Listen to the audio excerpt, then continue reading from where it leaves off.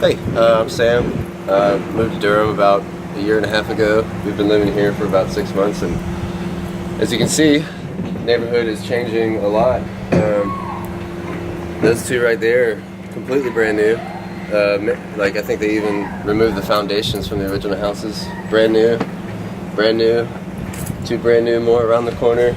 This one's completely refurbished. That one's being refurbished. There's another one down that way being refurbished. And you can tell the neighborhood's going through like a pretty large gentrification cycle, and it's definitely not an area that would have been attracting that kind of investment about a year ago, as far as I understand it.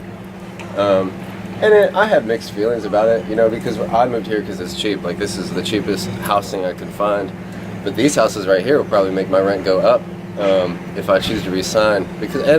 You know, I mean, it is changing the quality of the neighborhood, and it does seem like a little safer and things, but I feel like there are also poor people who are being pushed out with like renting cost of living going up because of the property value of their neighbors. Like, there was a different house we tried to rent that we couldn't afford because the housing around it that had sprung up caused the rent to go up by, it was like $200 overnight that the guy was quoting us, and you can see it's really affecting the neighborhood. And if you go over this way, you can see the same thing.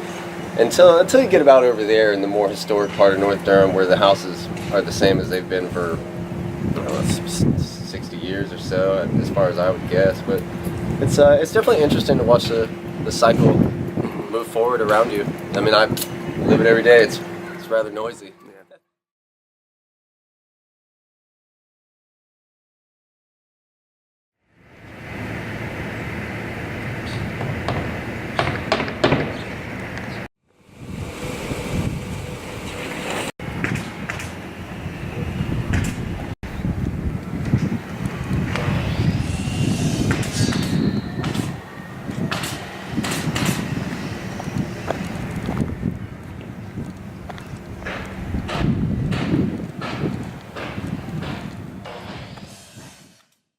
Hey, I'm Stephen Mullaney. I'm a Durham Public Schools teacher, and I work in Eastern Durham with a lot of the schools that are suffering with a lot of displacement of students due to gentrification and being outpriced in their neighborhoods. It's something Durham needs to look at, something Durham Public Schools needs to pay attention to as well, because it's creating segregation by choice of landlords, by choice of just options or lack of options. So I think Durham Public Schools has one of the largest populations of chronically homeless students in North Carolina, and this is what's going on. I think on this street alone, this is Dowd or Drew Street. Last week I counted this street and the parallel street, like 18 houses that have been bulldozed and new houses put in. I count every day, and every day I'm shocked at what I'm seeing and what's going on. So yeah, we should think about it. And it's also, I know a lot of people are up in arms about charter schools, but this is also helping a lot of families that are getting moved from neighborhoods where they feel like their child's getting a decent education in Durham Public Schools to really think about going to charter schools, which everybody's got their choice, but it's also a lot of things people want to fight against, they're actually feeding into. So a lot of I guess they don't see the people that they're actually displacing that had been inhabiting them. And I get it, some of them probably are. Yeah. But when I see, even in my neighborhood, you know, the last Latino black family in my neighborhood just got pushed out because they bulldozed their house, which was totally fine. They put up a 3,000 square foot house instead. Yeah. Yeah, I think some of the houses probably are beyond repair, but not all the ones are taken down.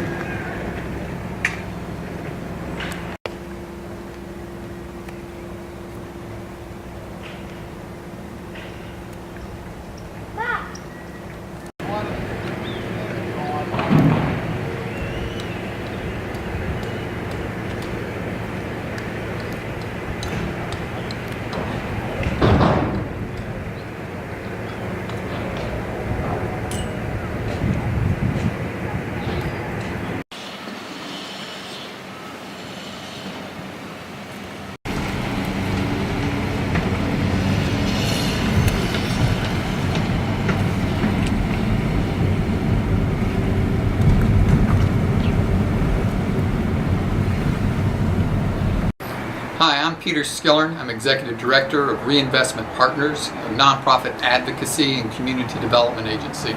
We work with people, places, and policy for social justice. I've been asked to give a little bit of history of community redevelopment in Durham.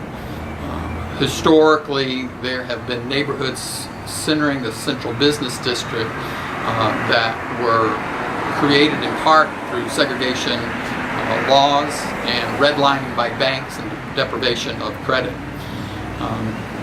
Riots in the 1968 led to the Kerner Report, which then created HUD and helped to pass national fair housing laws and created a whole movement of helping to redevelop those neighborhoods nationally, but also with their particulars here in Durham. And so for almost 50 years, there have been efforts at helping the people and places of Central City, Durham, to become successful. Things have changed. We are now experiencing an influx of capital and people where once there was disinvestment and depopulation, now we have the opposite. And so the change and challenge for nonprofits and how they intervene in those efforts is coming into question.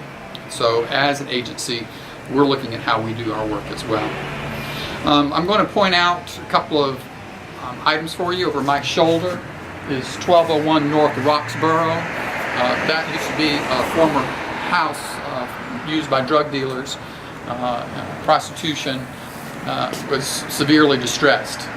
We purchased it and redeveloped it, and now a nonprofit that provides substance abuse counseling is there. This building over here is a former repair station. It was distressed.